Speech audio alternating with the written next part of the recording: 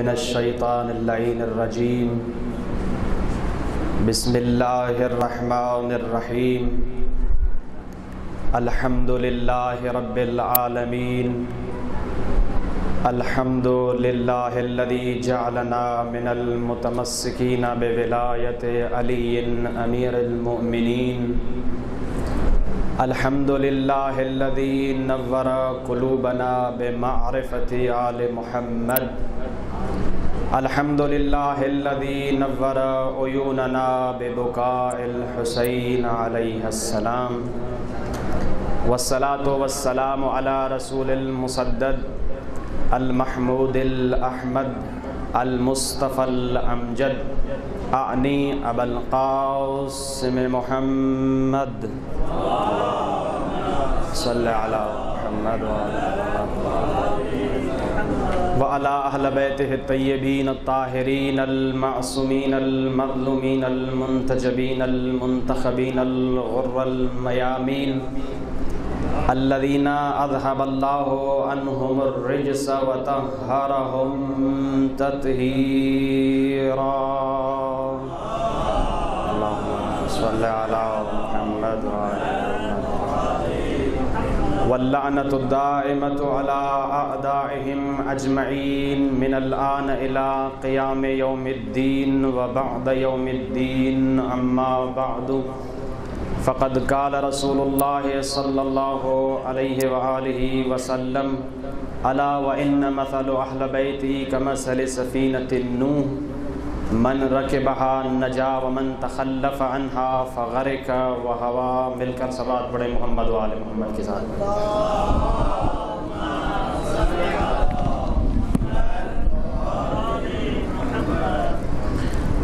سب سے پہلے حیات طلاب سندھ کا شکر گزار ہوں جنہوں نے اس مرتبہ بھی ذکر حسین سے محروم نہ کیا۔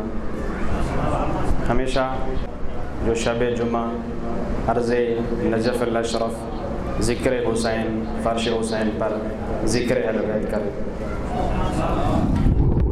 ایک بات تو مسلم ہے کہ عام مجمع میں پڑھنا ایک اور معیار رکھتا ہے اور طلاب کے مجمع میں پڑھنا ایک اور معیار رکھتا ہے۔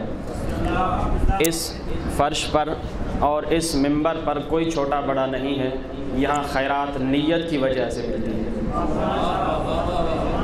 اور اکثر کوشش یہ ہوتی ہے ہر پڑھنے والے کی کہ بندہ اس کے ساتھ بولے تو اس کی حوصلہ افزائی ہوتی ہے۔ میں آپ سے یہ نہیں کہوں گا کہ آپ میرے ساتھ بولیے گا، اس لیے کہ امام باقر علیہ الصلوۃ والسلام نے ارشاد فرمایا شیعتنا خلقوا من فاضل طینتنا، ہمارے شیعہ تو ہماری ہی مٹی سے پیدا ہوئے ہیں، اگر یہ اس مٹی سے پیدا ہو کر اس کے ذکر میں زبان نہ بولے تو زبان کس کام کی؟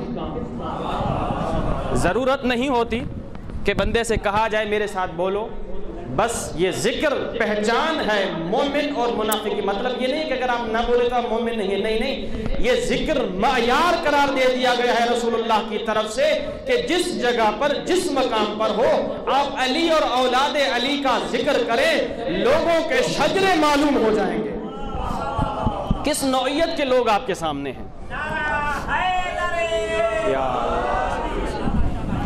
جس حدیث کو سرنامہ کلام قرار دیا وہ حدیث معروف اور مشہور ہے، نہ کہ شیعہ کے درمیان بلکہ ابقات الانوار کے مصنف نے لکھا ہے، بلکہ انہوں نے وہ نام لکھے ہیں جن اہل سنت کے علماء نے اس حدیث کو نقل کیا ہے۔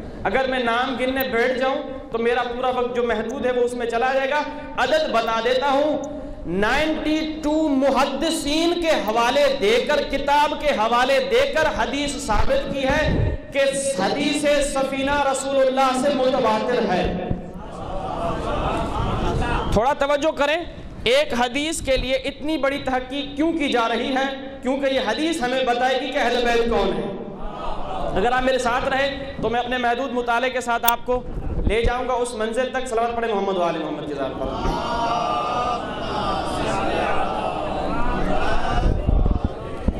سب سے پہلی چیز، چونکہ آپ سب علماء ہیں، انشاءاللہ میں جلدی گزروں گا۔ رسول اللہ نے حدیث میں ارشاد فرمایا مثل اہل بیتی کمثل سفینۃ نوح۔ عربی لغت میں دو اصطلاحیں استعمال ہوتی ہیں، ایک تشبیہ دوسرا تمثیل، یہاں رسول اللہ نے تمثیل کو اختیار کیا، تشبیہ کو ترک کر دیا۔ آپ سب اہل لغت ایسے سمجھے، اہل لغت سب جانتے ہیں، میں پھر بھی وضاحت کر دیتا ہوں جو سنے گا اس مجلس کو۔ تشبیہ اس وقت دی جاتی ہے جب مشبہ بھی کے چند خصوصیات میں شامل ہو، تمام خصوصیات میں نہیں۔ جیسے کہ ہم مثال دیتے ہیں تمام کتب میں، زید کل اسد، زید شیر جیسا ہے، تو صرف ایک صفت میں کہ شیر شجاع ہوتا ہے، اور زید بھی اس وجہ سے شجاعت کی صفت میں صرف شیر جیسا ہے، یعنی شیر کی ایک مخصوص خاصیت تشبیہ میں آتی ہے۔ لیکن جب لغت عرب میں تمثیل دی جاتی ہے تو تمثیل میں ممثل بھی کے یا تو تمام افراد میں شامل ہوتا ہے یا کم از کم اغلب صفات میں ممثل بھی کے شامل حال ہوتا ہے۔ رسول اللہ ارشاد فرماتے ہیں میرے اہل بیت کی مثال کشتی نوح کی طرح ہے، مثال کشتی نوح کی طرح ہے، تشبیہ نہیں۔ گویا کہ رسول بتانا چاہتے جو فضیلت خدا نے نوح کی کشتی کو عطا فرمائی وہ میری اہل بیت کو عطا فرمائی، جو فضیلت جو خصوصیات۔ میں آخر نتیجے میں اس بات پر آؤں گا کہ یہ تمثیل کیوں دی گئی ہے، لیکن میں اب چل رہا ہوں آگے اس سلسلے کو لے کر کہ رسول اللہ نے ارشاد فرمایا میرے اہل بیت کی مثال کشتی نوح کی طرح ہے۔ اب لازم ہے جب تک کشتی سمجھ میں نہیں آتی تب تک اہل بیت سمجھ میں نہیں آئیں گے۔ ہمیشہ لوگ ہمیں کہتے ہیں اہل بیت قرآن سے دکھاؤ، بھائی وہ قرآن کی آیت تو بتاؤ جس میں اہل بیت نہ ہو، وہ آیت تو بتاؤ جس میں اہل بیت نہ ہو۔ جناب ابن عباس تفسیر قرآن لکھنے لگا، خلفاء کو پتا چلا کہ جناب ابن عباس قرآن کی تفسیر لکھ رہا ہے، خلفاء نے بلایا خبردار قرآن کی تفسیر لکھنا، قرآن میں علی نہ لکھنا، قرآن میں تفسیر قرآن کرنا لیکن علی کے فضائل نہ لکھنا۔ پتہ ہے ابن عباس نے کیا فرمایا؟ ابن عباس فرماتے ہیں مجھے پتہ ہے جو تفسیر بالرائے کرے وہ الٹے منہ جہنم میں جائے گا۔ اب میں آپ کو بتاتا ہوں اگر لوگ مجھ سے پوچھیں قُلْ لَا أَسْأَلُكُمْ عَلَيْهِ أَجْرًا إِلَّا الْمَوَدَّةَ فِي الْقُرْبَى، کیا بتاؤں اس کا مصداق کون ہے؟ تم نہیں جانتے یہ علی اور اولاد علی ہے۔ یا علی، اگر لوگ مجھ سے پوچھیں انما ولیکم اللہ ورسولہ والذین آمنوا الذین یقیمون الصلاۃ ویؤتون الزکاۃ وہم راکعون، اس کا مصداق علی اور اولاد علی ہے یا کوئی اور ہے؟ اگر کوئی مجھے آیت پڑھ کے سنائے لکل قوم ہاد، ہر قوم کے لیے ہادی ہوتا ہے، کیا رسول اللہ نے نہیں فرمایا تھا میرے بعد آپ کا ہادی علی ہے؟ 16 آیتیں ابن عباس نے تلاوت کی۔ اب صاحب منبر کہتا ہے ایک آیت میں بھی پڑھ لیتا ہوں۔ توجہ کے ساتھ سنیے گا، اگر اس جملے پر نہ بولے مجھے یقین ہے آپ پوری مجلس میں نہیں بولیں گے۔ وہ صاحب منبر کہتا ہے میں آیت پڑھوں جس میں علی نہیں ہے، اس کی تفسیر کیوں نہیں بتاتا؟ ابن عباس نے کہا بتاؤ، تو یہ تلاوت کرنے لگا قیامت کی آیت۔ بھئی قیامت کے ذکر میں علی کہاں سے آیا؟ بسم اللہ الرحمن الرحیم وَإِذَا زُلْزِلَتِ الْأَرْضُ زِلْزَالَهَا۔ اے ابن عباس اس آیت کی تفسیر کرنا کہ یہ آیت قیامت کے متعلق ہے۔ ابن عباس مسکرا کے فرماتا ہے میرا قصور نہیں ہے، تیرے دل میں طہارت نہیں، تجھے علی سمجھ میں نہیں آیا۔ فرمایا وَإِذَا زُلْزِلَتِ الْأَرْضُ زِلْزَالَهَا، اس میں علی کہاں ہے؟ یہ تو قیامت پر دلالت کرتی ہے، یہ تو قیامت کا منظر بتا رہی ہے۔ ابن عباس فرماتے تمہیں پتا ہے مدینے میں زلزلہ آیا تھا، سب لوگ خوف سے ڈر رہے تھے، سب کے جسم کانپ رہے تھے۔ جب علی مرتضیٰ آئے، اب دو روایتیں، یا تو علی نے زمین پر ہاتھ مارا، زلزلہ نہیں رک رہا، یا تو علی نے ہاتھ مارا یا پیر کی ٹھوکر مار کے کہتا ہے ابو تراب کا حکم ہے رک جا۔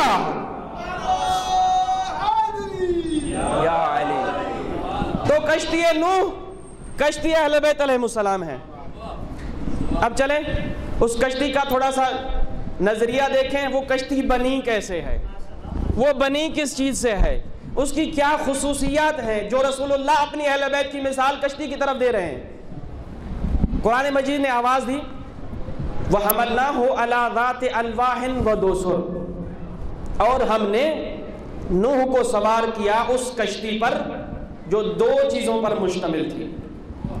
وَحَمَلْنَاهُ عَلَى ذَاتِ أَلْوَاحٍ وَدُسُرٍ، ایک تو اس میں لکڑی کے پھٹے لگے ہوئے تھے، ایک لوہے کی میخیں تھی. دو چیزیں بنیاد کشتی نوح علیہ السلام ہے. اچھا اب خدا حکم کر رہا ہے، کیا کشتی خود نوح نے بنائی اپنی مرضی سے؟ نہیں.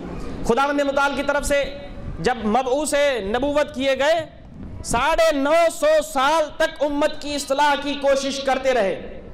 حال کیا تھا کہ جناب نوح کو پتھر مار کر زخمی کر کے گھر کے دروازے پر پھینک جاتے تھے. ہر نبی نے تبلیغ دین میں اپنی پوری کوشش کی. جب تھک گیا تو خدا سے شکایت کی، اب مجھ سے نہیں سنبھالے جا رہے.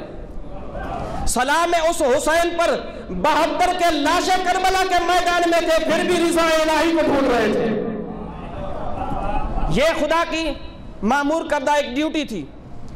خداوند متعال نے جناب نوح علیہ السلام کی شکایت کے بعد حکم دیا، وَاصْنَعِ الْفُلْكَ بِأَعْيُنِنَا وَوَحْيِنَا. اے میرے حبیب، اے میرے پیارے نبی، اگر تھک گئے ہو تو کشتی بنا لو. اب نوح جس جگہ پر رہ رہے ہیں پانی کا نام و نشان ہی نہیں ہے. حکم آ رہا ہے کشتی بناؤ. اور یہ کشتی کوئی 10 15 20 دنوں میں نہیں بنی. شیعہ سنی روایت کی میرے پاس سند موجود ہے کہ جب نوح علیہ السلام کو حکم ہوا کہ کشتی بناؤ، 100 سال یا 200 سال تک نوح علیہ السلام نے درخت اگائے اور ان کو پانی دیتا رہا. کیوں؟ کہ ان درختوں سے لکڑی بنے گی اور اس لکڑی سے کشتی بنائی جائے گی. دو چیزیں معیار تھی کشتی نوح میں، ایک لکڑی، دوسرا لوہے کی میخیں. اب ایک سوال ہے، لوہے کو تو جناب داؤد علیہ السلام نے نوح کے بعد ایجاد کیا تھا، زمین سے نکالا تھا. یہ لوہا پہلے کیسے آ گیا؟ اس کی میں روایت پڑھتا ہوں. دو چیزوں پر مشتمل تھی نوح کی کشتی. رسول اللہ فرما رہے ہیں میرے اہل بیت کی مثال کشتی نوح کی طرح ہے. ذرا نوح کی بات کو چھوڑ کر ایک مرتبہ آئے، اہل بیت کی کشتی کہاں سے بنی؟ نوح کی کشتی دو چیزوں پر مشتمل تھی، ایک لکڑی، دوسرا لوہے کی میخیں. اللہ کے رسول نے تشبیہ دے کر بتایا اگر نوح کی کشتی دو چیزوں سے بنی ہے تو میرے اہل بیت کی مثال بھی دو چیزوں سے بنی ہے. وہ کیسے؟ ایک علی مرتضیٰ، دوسری بطول عذرا. ایک علی مرتضیٰ، دوسری بطول عذرا. اور جب نوح کو حکم ہوا کہ درخت لگاؤ، میں نہیں چاہتا مومنین کی نجات کروں جس کشتی سے عام درخت کے پھٹے اس کشتی میں لگائے جائیں. میں چاہتا ہوں معصوم نبی اپنے ہاتھوں سے وہ درخت اگائے اور وہاں سے لکڑی نکالے اور کشتی بنائے، چونکہ مومنین کو نجات دینی ہے. مومنین کی نجات کا انتظام اتنا بڑا کہ نوح خود درخت اگا رہا ہے. میں قربان جاؤں اہل بیت کی کشتی پر. اتنی طہارت رکھی، ایک کو کعبے میں پیدا کیا، ایک کو رحمت للعالمین کے گھر میں پیدا کر کے آیت تطہیر سند میں بھیج دی. کوئی دنیا میں اشکال نہیں کر سکتا ان کی طہارت پر. خداوند متعال نے کشتی نوح کے لیے جناب نوح کو حکم دیا کشتی بناؤ. اب کشتی دو چیزوں پر تھی، ایک لکڑی، دوسرا لوہے کی میخیں. لکڑی تو اگا لی حضرت نوح علیہ السلام نے، میخیں کہاں سے آئی؟ جناب انس ابن مالک رسول اللہ سے روایت کرتے ہیں، ابقات الانوار میں یہ روایت موجود ہے کہ جب خداوند متعال نے ارادہ کیا کہ نوح کی قوم کو ہلاک کرے تو خداوند متعال نے جبرائیل کو نازل کیا. 1,29,000 لوہے کی میخوں کا صندوق لے کر جبرائیل نازل ہوئے. 1,29,000 میخوں کا صندوق لے کر جناب جبرائیل نازل ہوئے اور جناب نوح علیہ السلام کو اب حکم آ رہا ہے کہ وَاصْنَعِ الْفُلْكَ بِأَعْيُنِنَا، ہماری آنکھوں کے سامنے کشتی بناؤ. اب ذرا توجہ کریے گا، کشتی کیوں بنا رہے تھے؟ نجات مومنین کے لیے. انتظام کتنا تھا؟ 100 یا 200 سال تک خود درختوں کی حفاظت کرو. مومنین کی نجات کے لیے کشتی بنائی جا رہی ہے اور جناب نوح علیہ السلام کو حکم ہوا کہ وَاصْنَعِ الْفُلْكَ بِأَعْيُنِنَا وَوَحْيِنَا. اے نوح، اب آپ سب کا ذوق پتہ چل جائے گا مجھے آپ کتنا شوق رکھتے ہیں مجلس کے ساتھ. خدا فرما رہا ہے وَاصْنَعِ الْفُلْكَ بِأَعْيُنِنَا وَوَحْيِنَا، کشتی بناؤ، تمہاری مرضی نہیں چلے گی، تمہاری مرضی نہیں چلے گی، ہماری وحی سے بناؤ گے، ہماری آنکھوں کے سامنے بناؤ گے، ہمارے امر سے بناؤ گے. پھر میں جملہ دہراتا ہوں، کشتی بناؤ، وہی ہم کریں گے، طریقہ ہم بتائیں گے، امر ہم کریں گے. اب مسلمانوں کو یہ بات سمجھاتے کیوں نہیں کہ ایک لکڑی کی کشتی بننے جا رہی ہے، خدا راضی نہیں ہے کہ معصوم نبی اپنی مرضی سے بنائے. جو پہنچ گیا نہیں پہنچا، میں ابھی کوشش کرتا ہوں کہ میں پہنچا سکوں. لکڑی کی کشتی بننے جا رہی ہے، خدا حکم دے رہا ہے معصوم نبی کو اپنی مرضی سے نہیں بناؤ گے، میری وحی سے بناؤ گے، میرے کہنے سے بناؤ گے، میری آنکھوں کے سامنے بناؤ گے. مسلمان کو معیار بتا دو. لکڑی کی کشتی کے لیے خدا کی وحی آتی ہے، لکڑی کی کشتی کے لیے خدا کا حکم آتا ہے، لکڑی کی کشتی کے لیے خدا اپنی آنکھیں محور کرتا ہے کہ میرے سامنے بنا. اے مسلمان ذرا عقل سے کام لے. چند مومنین کی نجات کی کشتی کا اتنا انتظام، آدم سے خاتم تک نجات کی کشتی کا انتظام کیا ہوگا؟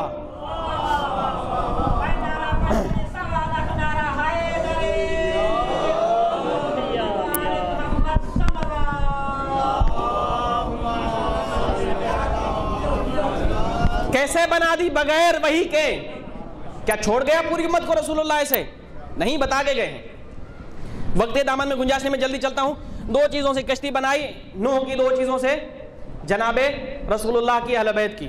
اب چلتے ہیں آگے. قرآن مجید نے ارشاد فرمایا کہ وَنَجَّيْنَاهُ وَأَصْحَابَ السَّفِينَةِ.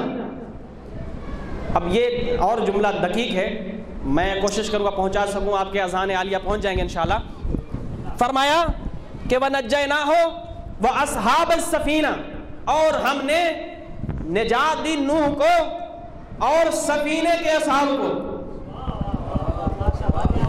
خدا نے یہ نہیں کہا کہ نوح کو نجات دی اور نوح کے صحابہ کو. علماء کے مجمع میں میں لفظ کی تفسیر کروں، میرے لیے مشکل ہے، آپ کے لیے بھی مشکل ہے، وقت کے دامن میں گنجائش نہیں. خدا فرما رہا ہے وَنَجَّيْنَاهُ وَأَصْحَابَ السَّفِينَةِ، نجات مقدر صرف نوح کا ہے اور جو کشتی میں سوار ہے. دنیا کو بتا دے کہ صرف نبی سے محبت کام نہیں آئے گی، صرف میلاد 12 ربیع الاول کام نہیں آئے گا، صرف جلوس خاتم الانبیاء کام نہیں آئیں گے. رسول اللہ صرف بتا کے نہیں، ہاتھوں پہ اٹھا کے دکھا کر گئے ہیں یہ میری کشتی ہے، میری محبت نہیں. کشتی میں سواری نجات دے گی، کشتی میں سواری آپ کے نجات کا مقدر بنے گی. میری محبت صرف آپ کے لیے کافی نہیں ہے، کشتی میں سوار ہونا آپ کے لیے لازم ہے. صلوات پڑھیں محمد و آل محمد کے ذات پر.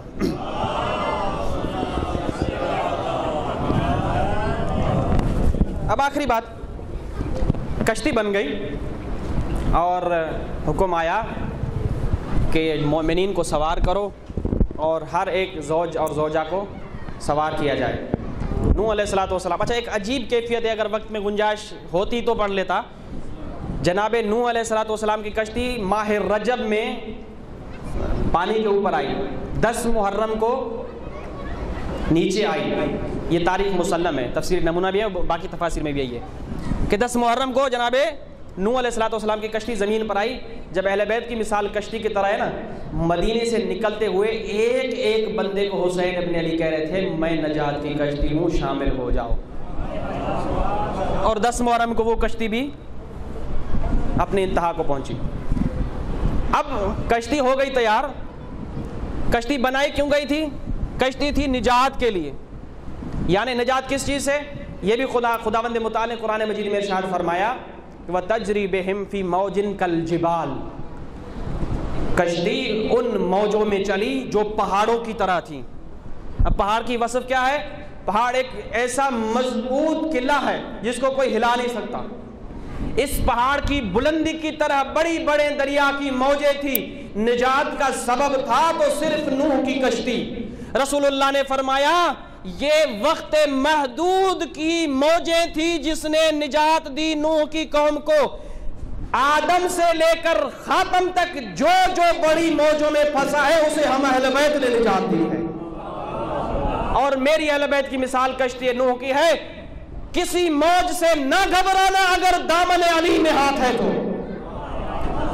اہل سنت کے ایک بہت بڑے عالم دین نقل کرتے ہیں کہ ان ملاک النجات ولاؤہم، نجات کا سبب اور معیار صرف علی اور اولاد علی کی ولایت ہے. وسبب الہلاک تخلف عنہم، ہلاکت کا سبب علی اور اولاد علی سے دوری ہے. آگے اس نے جملہ بڑا خوبصورت کہا ہے، میں کافی دیر تک سوچتا رہا، دو تعبیریں اس نے استعمال کی ہیں. فرماتا ہے لِأَنَّ الصَّحَابَ وَالْخُلَفَاءَ يَرْجِعُونَ إِلَيْهِمْ، الصحابہ والخلفاء یرجعون الیہم، کہہ سکتا تھا صحابی رجوع کرتے تھے. دونوں لفظ استعمال کیے، خلیفے بھی صحابہ بھی. کہیں کوئی 1400 صدی کا ملا اٹھ کے یہ نہ کہہ دے صرف صحابی خلیفہ تھوڑی تھے، دوسرے صحابی بھی تھے، وہ رجوع کرتے تھے. کبھی خلیفے کو در پر دیکھا، لیکن خدا نے مقدر ان کا ایسا بنایا، ایک ایک کی زبان سے 70 مرتبہ یہ کہلوایا لولا علی اللہ، اگر علی نہ ہوتا تو ہم تو ہلاک ہو جاتے، اور یہ جملہ کہلوایا. میں اپنی وقت کی دامن میں گنجائش بالکل نہیں ہے، اب میں نتیجہ خیز ایک گفتگو پر جانا جا رہا ہوں. کشتی بن گئی، کشتی کا ایک معیار ہے، اس کشتی کا معیار تھا سوار ہونا. اگر سوار نہ ہوا تو نوح کا بیٹا بھی غرق ہو گیا. یہاں اولاد نہیں دیکھی جاتی، یہاں رشتہ داری نہیں دیکھی جاتی، یہاں صرف ایک چیز دیکھی جاتی ہے، دل میں حب حیدر ہے یا نہیں ہے. اگر ہے تو وہ نجات میں. اچھا، رسول اللہ نے فرمایا کہ میرے اہل بیت کی مثال کشتی نوح کی طرح ہے جو اس میں سوار ہوا. سوار ہونا شرط ہے، اگر سوار ہو گیا تو نتیجہ کیا ہوا؟ نجا، اسے نجات مل جائے گی. اب سوار کیسے ہوا جائے؟ علامہ علی نقی نکر نے ایک بہت خوبصورت مثال دی ہے. آپ دریا یا ساحل کے کنارے جاتے ہیں، خوبصورت انداز میں کشتی بنی ہوئی ہے، خوبصورت انداز میں کشتی ہے. آپ دریا کے کنارے کھڑے ہو کر کہیں کشتی کتنی خوبصورت ہے، اس میں تو اتنے لوگ سوار ہو سکتے ہیں، اس کشتی میں یہ فضائل ہیں. فرماتے علامہ صاحب اگر ساحل کے کنارے کھڑے ہو کر کشتی کے فضائل پڑھو، کیا دریا کی اس سائڈ جا سکتے ہو؟ میری پوری مجلس کا نتیجہ ان 3-4 جملوں میں ہے. اگر ساحل کے کنارے کھڑے ہو کر ایک کشتی کے فضائل پڑھے، کیا آپ نجات پا سکتے ہیں؟ عقل سے پوچھیں، نہیں. یعنی سوار ہونا شرط ہے. اب اگر اس کشتی پر بندہ سوار ہو جائے تو اس کا نتیجہ کیا ہوگا؟ علامہ صاحب فرماتے ہیں اگر بندہ اسی کشتی پر جس کے فضائل پڑھ رہا تھا اگر اس پر سوار نہیں ہوا تو اس کو نجات نہیں ملنے والی. اگر سوار ہو گیا تو پھر کیا نتیجہ ہے؟ پھر فرماتے ہیں جہاں جا کر یہ کشتی رکے گی، سوار اس کشتی کے ساتھ وہاں جا کے رکے گا. اگر آپ نے تھوڑی سی توجہ کی ہوتی تو صرف وہ ہوا پر کام نہیں چلتا. میں آگے جملہ وضاحت کرنے جا رہا ہوں. اگر کشتی پر سوار ہو جاتے تو جہاں کشتی رکتی وہاں یہ سوار جائے گا. اہل بیت کی مثال کشتی کی طرح ہے، جو ان کی کشتی میں سوار ہو گیا جنت میں جو مقام علی کا، اس سے زیادہ وضاحت نہیں کر سکتا، جو مقام حسین کا وہ اس کے عزادار کا، جو مقام سجاد کا وہ مقام اس کے ماتمی کا، جو مقام صاحب الزمان کا وہ مقام کشتی سوار ہونے والے کا. یہ میں اپنے جملے نہیں کہہ رہا، اب روایت پڑھ رہا ہوں. رسول اللہ نے ارشاد فرمایا، امام صادق سے بھی یہ روایت ہے کہ شیعتنا کانوا فی منزلتنا فی الجنہ، ہمارے شیعہ جنت میں کوئی الگ مکان نہیں ہوگا، ہمارے شیعہ ہمارے ساتھ ہمارے مقام میں جنت میں ہوں گے. تو جو کشتی پر سوار ہو گیا ان کی منزلت وہ منزلت جہاں علی ہوگا، ان کی منزلت وہ منزلت ہوگی جہاں اہل بیت اطہار ہوں گے. ایک آخری بات، مسائب میں صرف 2 جملے پڑھوں گا. بات یہ ہے، صلوات پڑھیں محمد و آل محمد کی ذات پر.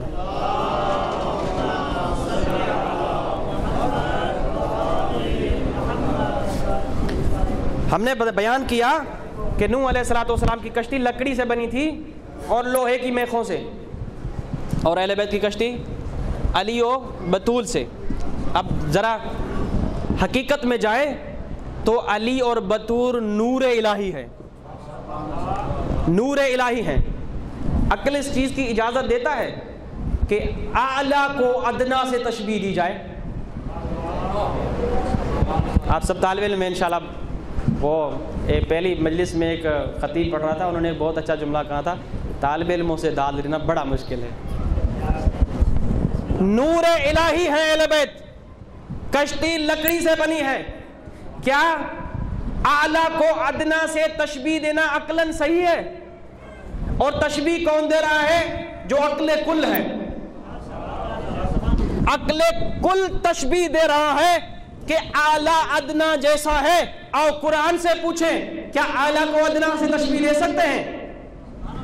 آواز پروردگار آئی وَأَرْسَلْنَا إِلَيْكُمْ رَسُولًا شَاهِدًا عَلَيْكُمْ كَمَا أَرْسَلْنَا إِلَىٰ فِرْعَوْنَ رَسُولًا.